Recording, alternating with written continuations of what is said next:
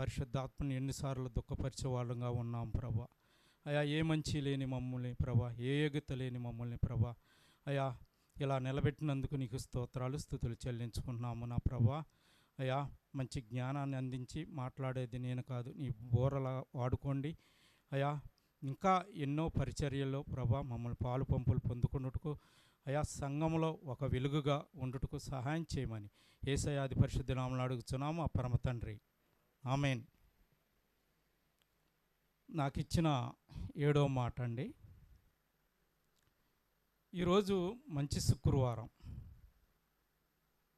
అంటే మంచి శుక్రవారం అంటే దీంట్లో 2 మీనింగ్లు, 2 అర్థాలు ఉంటాయి. మంచి శుక్రవారం అంటే దేవుడు చనిపోయిన రోజు, అంటే ఆనందం ఉంది, సంతోషం ఉంది, 2 ఉన్నాయి. ఎందుకు ఆనందమయ్యా అంటే మనకు దేవుడు ఒక నిత్య నరకాగ్ని నుంచి తప్పించుటకు ఒక ప్రాయస్, దేవుడు మరణించి ఆయన పరిశుద్ధమైన అమూల్యమైన రక్తం సిందించడం బట్టే మనకు ఒక సంతోషం కలుగుతుంది కదా. ఆయన రక్తం ద్వారా మనం మరి పాపులుగా ఉన్న మనం మరి ఆయన పరిశుద్ధ రక్తంతో కడగబడి మరి ఆయన కుమారులుగా కుమార్తెలుగా చేర్చుకున్నాడు. సరే, ఇంకోటి బాధాకరమైనది ఏంటంటే ఆయన ఏ పాపం చేయనంటి వాడుగా, ఒక పరిశుద్ధుడుగా, ఒక నీతిమంతుడుగా ఉన్నాడు. మరి ఆయనకి శిక్ష బాధ కదా. 2 ఫ్రెండ్స్ ఉన్నారండి, ఒకటి చెడ్డోడు, ఒక మంచోడు. చెడ్డోడు పాపాలు చేశాడు, అంటే ఒకడిని మర్డర్ చేశాడు అనుకుందాం. అయితే మంచోడు వాడి మీదకి వెళ్ళిపోయింది ఇది కేసు. వెళ్ళిపోయినప్పుడు ఎంత బాధాకరంగా ఉంటుందండి, ఉంటుందా లేదా?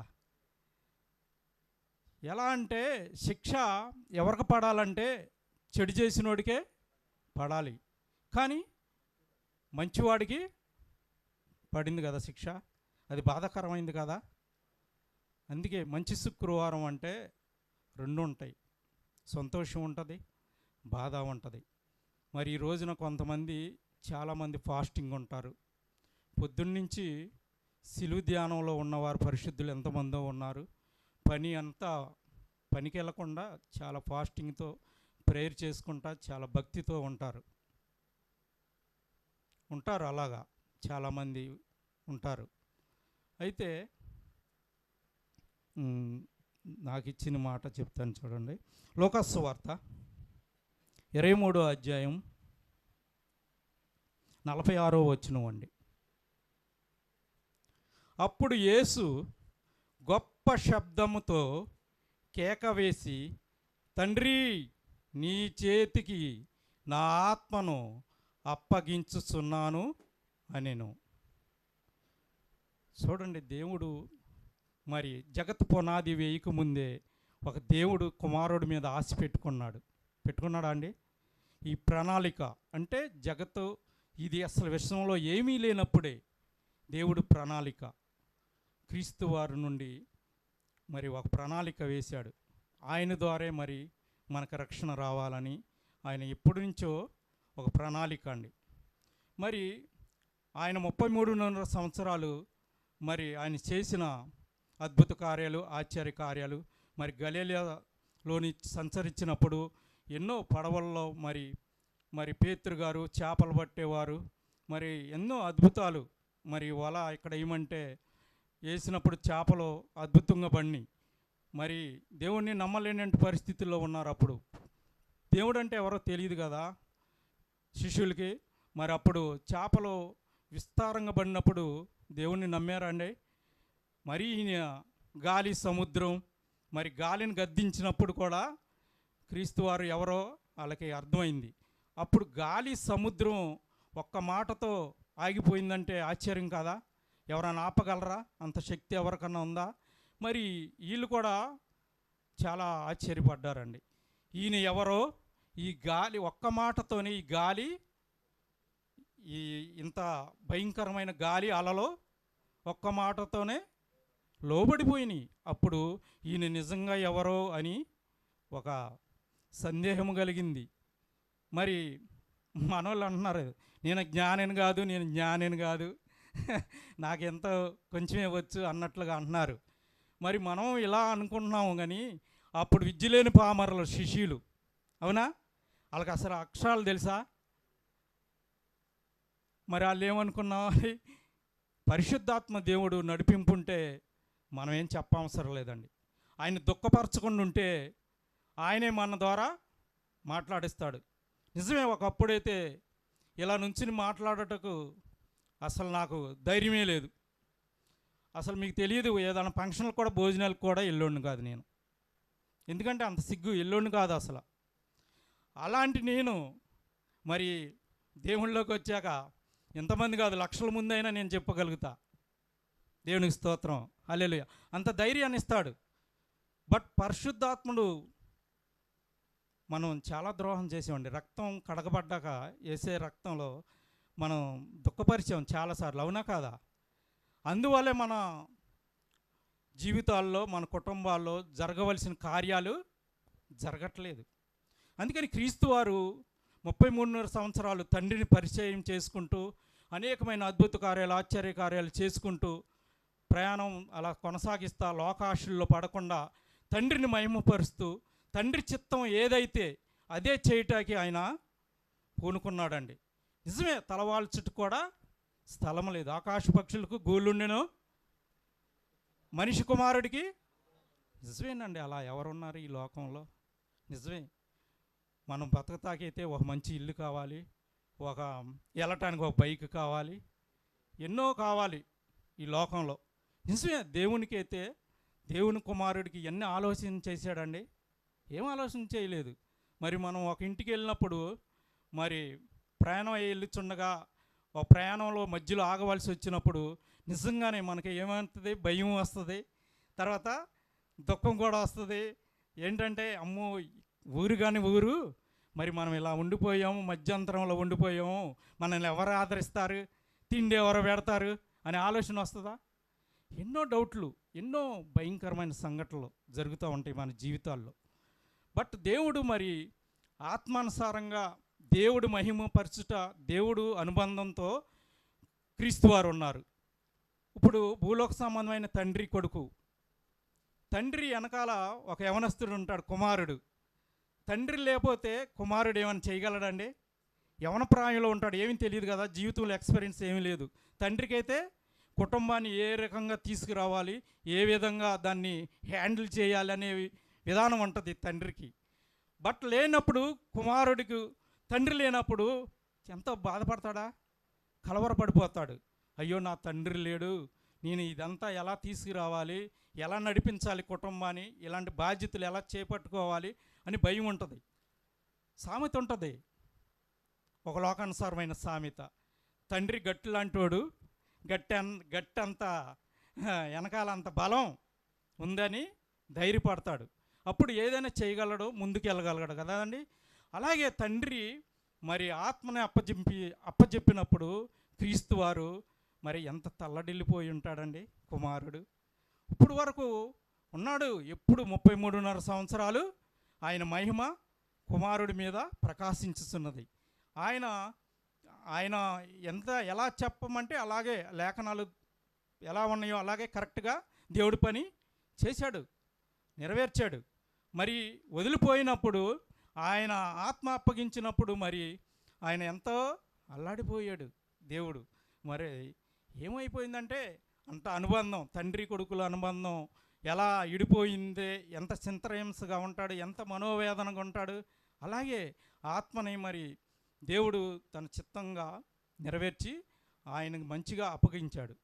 అదే ఈ పాఠంలో ఆత్మను అప్పజెప్పాలి అన్న మనకు కూడా చాలా పాఠం అప్పచెప్తుందండి. మనం కూడా ఏమంటున్నాడంటే దేవుడు మన ఆత్మని దేవుడు పనిచేసి చక్కగా క్రియలు చేసి మరి ఆయన పరిచర్యలో పాలు పంపులు పొందుకుని పరిశుద్ధతగా జీవించి మరి అనేకమైన చోటకు సువార్త చేసి అంతా పని అంతా సక్రంగా చేసి దేవుడికి ఆత్మని అప్పజెప్పమనే మీనింగ్ దీంట్లో మనకి అర్థమవుతుందండి. మరి ఇలాంటి వారు ఎవరున్నారు అని చూస్తే ఇంకొకరు అప్పచెప్పారండి. అపోస్తుల కార్యాలయం 7వ అధ్యాయం 59 ఒక వచనం చదవండి. ప్రభువును గూర్చి మొరపెట్టుచు, యేసు ప్రభువా నా ఆత్మను చేర్చుకొనుము. స్టెఫెను పలుకుచుండగా వారు ఆయనతో రాళ్లతో కొట్టిరి.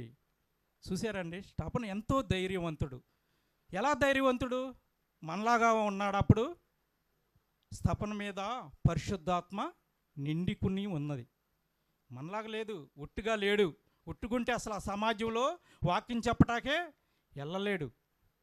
భయంకరమైన పరిస్థితులు అండి. స్టెఫెను ఉన్నప్పుడు కఠినాత్మంగా ఉన్న మనుషుల మధ్య వాక్యం చెప్పాలంటే మన వల్ల కాదు. పరిశుద్ధాత్మ నిండుకున్నవాడయ్యుండి స్టెఫెను ధైర్యంగా వాక్యం చెప్పగలిగాడు. రాళ్లతో కొట్టబడినప్పుడు ఆత్మతో నిండిన వేయుడు అయి యేసు ప్రభుని వేడుకున్నాడు. ఏమని వేడుకున్నాడు? ఒకసారి చెప్పండి, చదవండి. యేసు ప్రభువా నా ఆత్మని చేర్చుకొనుమని స్టెఫెను పలుకుచుండగా రాళ్లతో కొట్టిరి. అప్పుడు స్టెఫెను ఎంత జయంగా చేశాడండి సువార్త. చాలా బాగా చేశాడు. స్టెఫెనుకి ఇంకా ఏమి మనోవేదన ఏమీ లేదు. డైరెక్ట్గా నేను చనిపోతే ఎక్కడికి వెళ్ళిపోతాను అనుకుంటున్నాడు. ఎంత ధైర్యంగా ఉన్నాడండి. ఎక్కడికి వెళ్ళిపోతాడు? పరలోకం. 100% పరలోకం. దీని వెనకాల కూడా మన ఆత్మలు మన తుది వరకు మన దేవుడు పని చేసినప్పుడు మనం చాలా ధైర్యంగా ఉంటాం. ఎందుకంటే కింద నిత్య నరకాగ్ని ఉంది కదా, మన జీవితంలో అది గుర్తుకొస్తానే ఉంటుంది. మరి దేవుడి పని తుదముట్టించి ధైర్యంగా ధైర్య సాహసాలతో సువార్త చేసి మంచి క్రియలు చేసి దేవుడి పనిలో ఎదుగుతుంటే మనకు ఎంతో సంతోషం, ధైర్యం ఉంటుంది. లేని పక్షాన మరి మనం సాతాను సంబంధాలుగా ఉండి మరి సాతానికి మనం హృదయం అప్పచెప్తే మనల్ని ఎక్కడ తీసుకెళ్తుందండి? నిత్యము 1 రోజు 2 రోజులు కాదండి. ఎక్కడ తీసుకెళ్ళిపోద్ది? నిత్య నరకాగ్ని. అప్పుడు ప్రభువారు మరి ఆయన ఆత్మ అప్పచెప్పి తల వాల్చగానే ఏమైందంటే దేవాలయంలో తెర్ర రెండిటిగా ఏమైందండి? చిరిగిపోయింది. అది ఏంటంటే లేఖనాలు చెప్తున్నాయి. ఏంటంటే ఆ చిరగటం ఏంటంటే అది క్రీస్తువారు దేవునికి మనకి పాపం అనే అడ్డు కూడా తొలగించబడింది. నిజంగా దేవాలయంలో మరి నిజంగా అది 60 అడుగుల ఎత్తు, 30 అడుగుల ఎడల్పు. నిజంగా అది 4 అంగుళాలు ఉంటుందండి. అది నిజంగా అది తెర్ర. అది ఎంత గట్టి పట్టుకు చిరిగినా చిరగదు. మరి ఆ పరిశుద్ధుడు తలవాల్చగానే దేవాలయంలో తెర్ర సినిగిపోయింది. మరి ఆ దొంగల మధ్యన క్రీస్తు వారు వేలాడుతున్నాడు కదా. మరి ఆ దొంగలని ఏం చేశారంటే నిజంగా నెక్స్ట్ ఇది సెలవు దినం వస్తుందని కాబట్టి వాళ్ళని కాళ్ళతో ఏం చేశారంటే కర్రలతో కొట్టి ఎముకలు ఇరిగిపోయేటట్టు కొట్టి చంపేశారు. ఇక్కడ లేఖనాలు ఏం చెప్తున్నాయి అంటే క్రీస్తు వారు లేఖనాల్లో రాయబడింది ఆయన ఎముకలు ఏం చేయబడినాయి అంటండి? ఇరగబడలేదు. అది ఎలా ఉందంటే లేఖనాల్లో ఉంది. అది దేంట్లో ఉందంటే ఆయన ఎముకలు కూడా ఇరగొట్టలేదని ఒక వాక్యంలో ఉంటుంది. అది తర్వాత ఆయనకి ఆ ప్రణాళిక చొప్పున ఆ లేఖనాల చొప్పున ఆయన కాళ్ళు ఏంటంటే ఏమీ ఇరగలేదు. మరి ఆయన ఎన్నో కొండల మీద ప్రసంగాలు చేశాడు. ఎన్నో అద్భుత కార్యాలు రాళ్ళను రొట్టెలుగా చేసిన అంత దైవశక్తుడు ఆయన. ఏదైనా చేయగల సమర్థుడు కదా ఆయన. ఏదైనా చేయగలడు. మరి అంతమంది జనానికి కూడా రొట్టెలు పంచిన జనాలు తిన్నారు. ఆయన చనిపోయేటప్పుడు అంతా చూస్తున్నారు సిలువు దగ్గర. అలాంటి వారు కూడా దేవుణ్ణి సిలువ వేయమనే కేకలేస్తున్నారు. ఆయన మరి కలవరి సిలువలో మరి ఎంతో చిత్రహింస అండి. ఎంతో కొరడాలతో కొట్టి, ఎంతో ఉమ్ములు వేసి, అపవాసం చేసి, గెడ్డము పెరికి వేసి, మరి కాలు చేతులతో మేకులతో బంధించి, మరి ఆయన ముళ్ళ కిరీటం ఎంతగా మరి ఆయన్ని ఎంతో అపవాస పాలు చేశారు. అయినా ఎక్కడికి తీసుకెళ్లారు? సమాజ మందిరంలోకి తీసుకెళ్లారు, ఎన్ని సార్లు తిప్పారు యేసయ్యని. ఎంతగానో అది అసలు ఆ రోజంతా పాపం దేవుడికి ఎంతో శ్రమ అండి అనుభవించాడు. ఎవరి కోసం అదంతా ఎవరి కోసం చేశారండి? మన కోసమే. మన కోసం ఆయన పడరాని పాటలు పడ్డాడు. మరి ఆయన మన కోసమే ఎంతగానో శ్రమ అనుభవించాడు. మరి ఎంతగానో ఆయన మనల్ని హెచ్చించాడు, ప్రేమించాడు. నిజంగా మన మనుషుల్లో ఉన్న స్వభావాలు నిజమే, తక్కువ వాడిని తక్కువగా చూసే వంటి వారుగా ఉంటాము. ఏమీ లేనట్టు వారిని ఏమీ లేనట్టుగా చూసేవారుగా ఉంటాము. కాకపోతే యేసయ్య అయితే అట్లా చూస్తాడా అండి? ఆయన హృదయాల్ని లక్ష్య పెట్టే దేవుడు. ఆయనకి ఏం అవసరం లేదు, ధనం అవసరం లేదు, ఏమీ అవసరం లేదు. హృదయం ఇంపార్టెంట్. ఈ హృదయాన్ని మనల్ని శుద్ధి చేసుకుని దేవుడికి అప్పజెప్పాలి. ఆయన పరిశుద్ధులుగా ఉండుటకే ఆయన మనల్ని పిలుచుకున్నాడు. యెషయా గ్రంథం 53:10 ఒకసారి చదవండి దయచేసి. యెషయా గ్రంథం 53:10. అతనిని నలగొట్టుట్రా యెహోవాకి ఇష్టమైంది. చాలండి. ఎవరికి ఇష్టమైందండి? యెహోవాకి. ఆయన మరి జగత్తు పునాది వేయక ముందే మరి ప్రణాళిక, క్రీస్తు వారిని శిలువ త్యాగం. 6వ వచనం చదవండి, అదే సేమ్.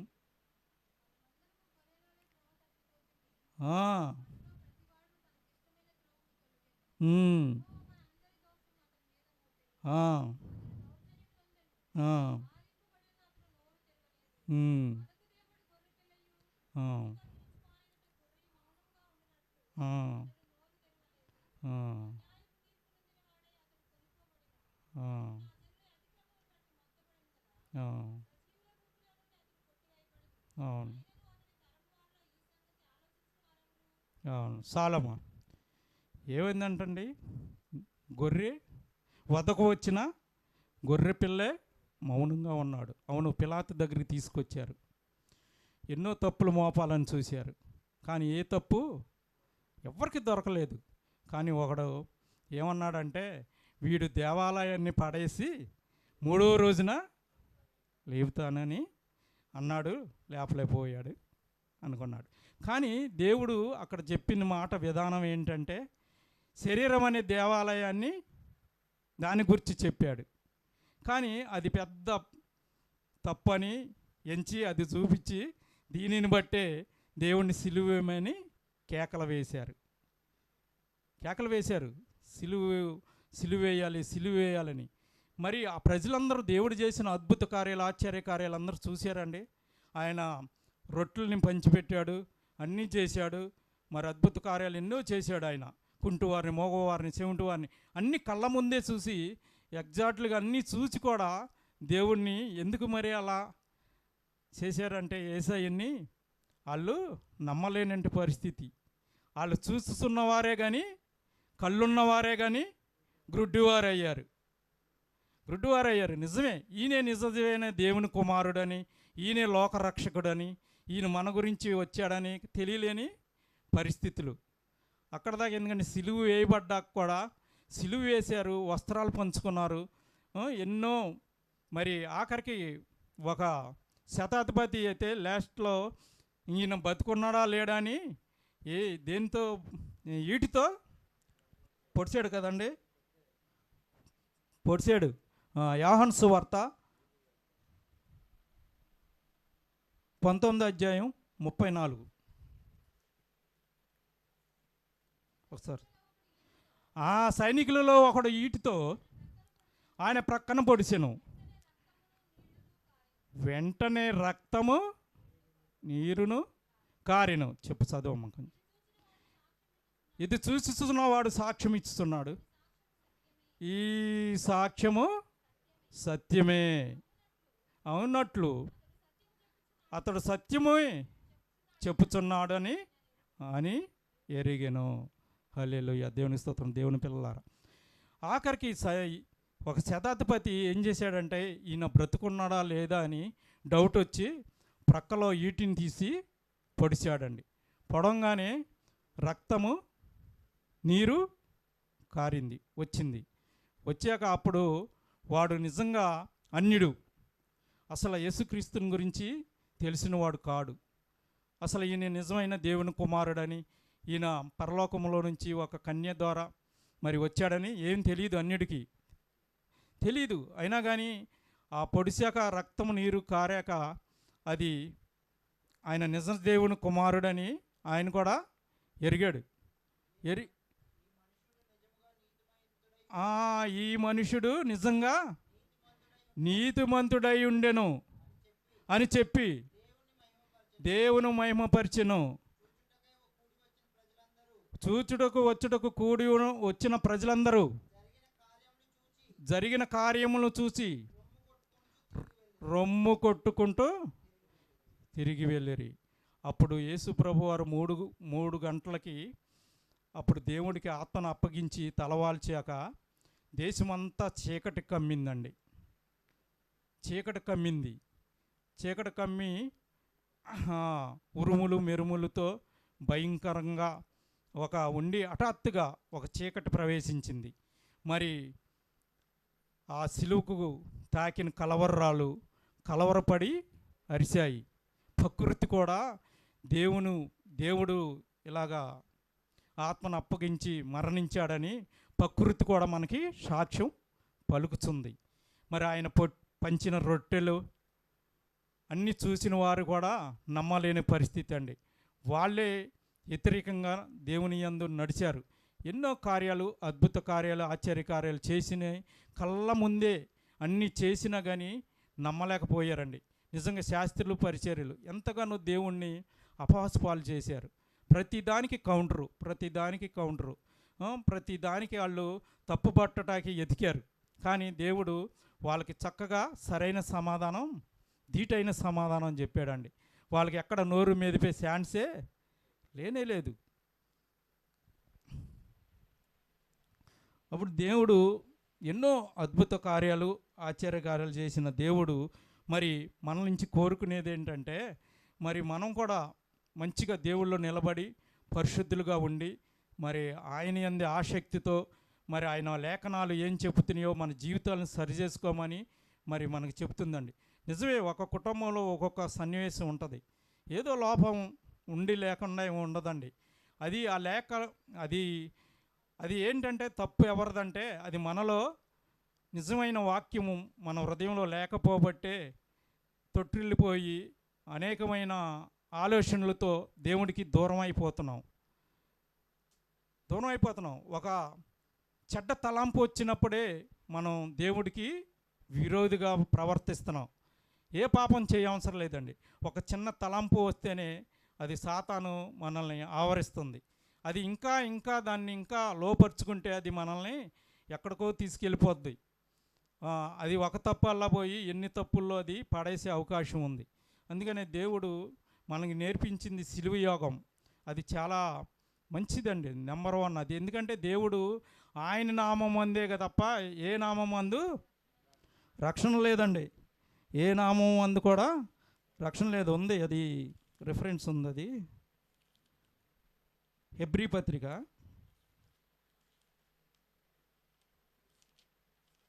11 అనుకుంటాండి, దాంట్లో ఉంటుంది చూడండి.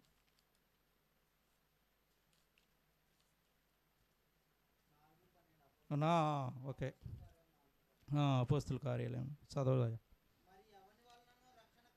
మరి ఎవని వలన రక్షణ కలగదు, ఈ నామమునందే రక్షణ పొందవాలని కానీ ఆకాశము క్రింద మనుషుల్లో ఈయబడిన ఏ నామమున రక్షణ పొందలేము నేను. హల్లెలూయా, దేవునికి స్తోత్రం. అవునండి, ఈ ప్రపంచంలో ఎంతో గనుకులు ఉన్నారు, ధనికులు ఉన్నారు, ఎంతో జ్ఞానులు ఉన్నారు, సైంటిస్టులు ఉన్నారు, మరి మినిస్టర్లు ఉన్నారు. మరి వీళ్ళందరి నామాన మనకు రక్షణ వస్తుందండి? రాదు. ఎందుకంటే జగత్ పునాది వేయకముందే దేవాతి దేవుడు క్రీస్తు వారి మీద ఒక ప్రణాళిక వేశాడు. మరి ఆ ప్రణాళిక ప్రకారమే యేసయ్య లోకం వైపు చూడకుండా, లోకాశుల్లో పడకుండా 33.5 సంవత్సరాలు మరి ఆయన ఎంతగానో మరి ఆయన సువార్తను పరిచర్య చేసుకుంటూ, తండ్రి అంటే ఎవరో తెలియదు కాబట్టి తెలియని పరిస్థితుల్లో తండ్రిని తెలియపరిచి శిష్యులకి మరి ఆయన ఎంతగానో నడిపించాడనమాట. వాళ్ళని తండ్రిని మహింపరిచి ఆయన మొత్తం పనంతా తుదముట్టించాడు. ఇంకా ఆయనలో ఉన్న లోపాలు ఏముంటాయి? ఇప్పుడు మనం ఒక ఎగ్జామ్కి వెళ్ళినప్పుడు పూర్తిగా చక్కగా చదువుకున్నాం అనుకోండి, భయపడతామా? భయం లేదు. అక్కడక్కడ చదువుకుని అక్కడక్కడ కొన్ని జవాబులు మర్చిపోయాం అనుకోండి, భయపడుతూనే వెళ్తామా? ఎగ్జామ్ రూమ్లోకి వెళ్తాం. బాగా 100% చదువుకుంటే భయమే ఉండదు. ఇంకా పెన్ను పేపర్ మీద పెడితే ఇంకా టైం అయిన దాకా అది రాస్తానే ఉంటుంది. అలాగే దేవుడు కూడా, క్రీస్తు వారు కూడా 100% నమ్మకమైన వాడుగా చక్కగా తండ్రి పని చేసి చక్కగా మరి తుదముంటిచ్చి చక్కగా మరి ఆయన పని చేసాడు. కాబట్టి ఆయన మరి ఆయనకి రాజ్యాన్ని అప్పచెప్పాడు. మరి ఆయనదంతా తండ్రిదంతా కుమారుడిదే. పైన ఎంత అధికారం ఉందో భూమి మీద అంత అధికారం ఇచ్చాడు. ఆయనకి అంతా మహింపరిచి ఎంతో ఆయన ఒక రాజ్యానికి మరి ఆయనే దేవుడిగా ఏర్పరిచాడండి. ఆయనే మరి అన్నిటికీ అధికారి, ఆఖరి తీర్పు తీర్చేవాడుగా మరి దేవుడికి అధికారం ఇచ్చి ఎంతగానో ఒక ఉన్నతమైన స్థితిలో దేవుడు ఉన్నాడు. మరి యేసుక్రీస్తు వారు కూడా నేనే మార్గము సత్యమై జీవమునై ఉన్నాను, నా ద్వారా తప్ప తండ్రి వద్దకు ఎవడో ఇక రాలేడు. ఎందుకంటే క్రీస్తు వారు మనకి మధ్యవర్తి. మరి ఆయన ద్వారా తప్ప మనం కూడా ఆయన రాజ్యంలో చేరలేము, చేరటకు వల్ల పడదు కూడా. ఈ మాటలు దేవుడు దీవించును గాక.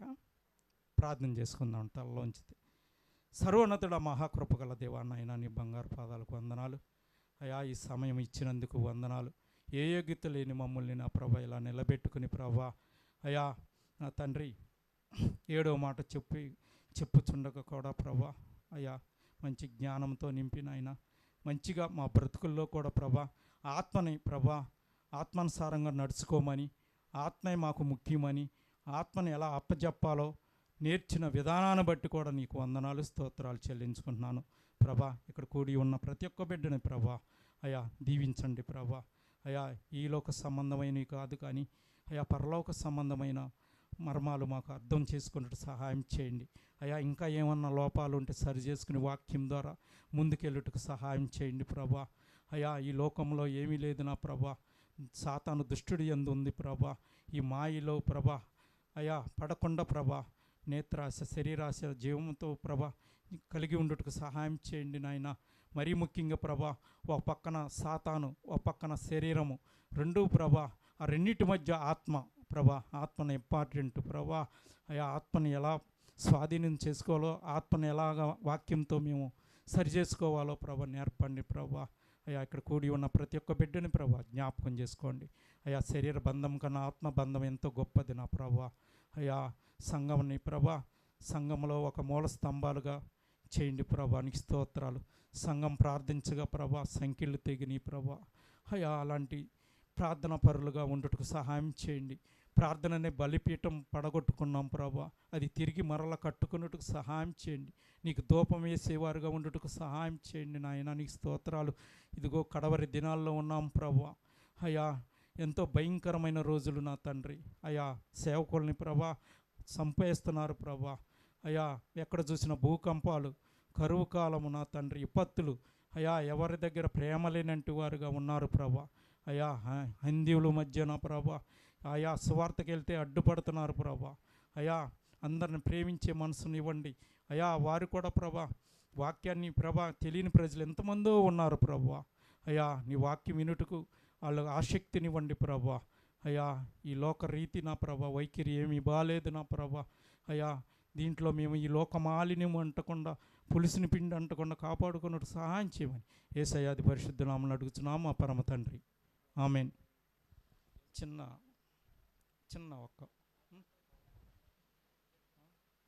ఏమీ లేదండి. దొంగ సన్నీ చెప్పాడు కదా, దొంగ వరల్లో దొంగ అంత అదృష్టవంతుడు ఎవరో లేరు. చాలా ఎక్సలెంట్. నిజంగానే నిజమే సందీప్ చెప్పినట్టు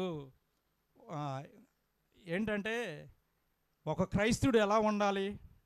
దేవునిలో నిలబడగలగాలి, పరిశుద్ధతలో ఉండాలి, దేవుడి పని చేయాలి, శ్రమలు అనుభవించాలి. మరీ ముఖ్యం, ఇంపార్టెంట్. క్రైస్తవుడు అంటేనే శ్రమలు, ఆ శ్రమలు అన్నీ అనుభవించాలి. మరి సువార్త చేయాలి, క్రియలు ఉండాలి. ఇవన్నీ దొంగకున్నాయండి? లేవు కదా. మరి ఈ దొంగ ఎలా రక్షింపబడ్డాడు? ఎవరికైనా వచ్చిందా ఈ డౌటు? విశ్వాసం అది ఇంపార్టెంటే. దొంగ ఏం చేసుకున్నాడు? తాను ఏం చేసుకున్నాడు? అప్పటికప్పుడే ఒక క్షణం చూడండి, ఒక గాయకుడు రాశాడు పాట. ఆ పాట రూపంలో జాగ్రత్తగా ఆలకించండి. ఓ పాట పాడతాను. ఆ పాటలోనే ఆ దొంగ పాటే ఇది. అది కీర్తనల గ్రంథంలో రాశారు. ఆ గాయకుడి పేరు నేను చదివే కానీ మర్చిపోయాను. బాగుంటుంది, చూడండి. ప్రభు యేసుని వదనములో నా దేవుడు కనిపించే, ప్రభు యేసుని వదనములో నా దేవుడు కనిపించే, పాపాత్ముల బ్రోచుటకై కృపలొలికిన కలువరిలో, పాపాత్ముల బ్రోచుటకై కృపలొలికిన కలువరిలో, పరలోకముకై శిరజీవముకై, పరలోకముకై శిరజీవముకై ప్రార్థించెను నా హృదయం, ప్రభు యేసుని వదనములో నా దేవుడు కనిపించే, దిశలన్నీయు తిరిగి తిని నా పాపపు దాముతో, దిశలన్నీయు తిరిగి తిని నా పాపపు దాముతో, దాష్ట్యముల మసులుచును దౌర్జన్యము చేయుచును, దౌష్ట్యముల మసులుచును దౌర్జన్యము చేయుచును, ధనపీడనతో మృగవాంఛలతో దిగచారితి సావునకు, ప్రభు యేసుని వదనములో నా దేవుడు కనిపించే, యేసుని రాజ్యములో భువికే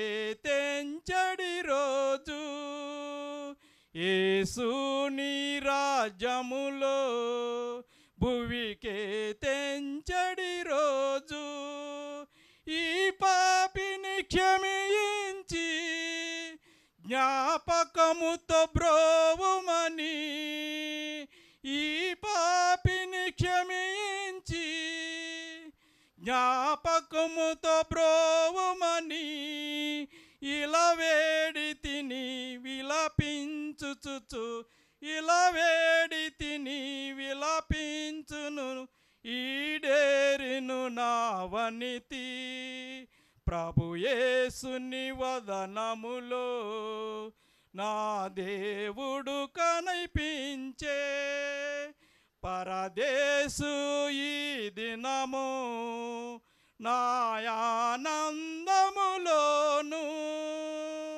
పరదేశును ఈ దినము నా ఆనందములోను, పాల్గొందువు నీవనుచు వాగ్దానము చేయుగనే, పాల్గొందువు నీవనుచు వాగ్దానము చేయుగనే, పరలోకమేనా తుదవు పిరిగా, పరలోకమేనా తుదవు పిరిగా పయనించిది ప్రభు కడకు, ప్రభు యేసుని వదనములో నా దేవుడు కనిపించే. ఏమంటాడంటే దొంగ ఎలా బ్రతికాడంటే చాలా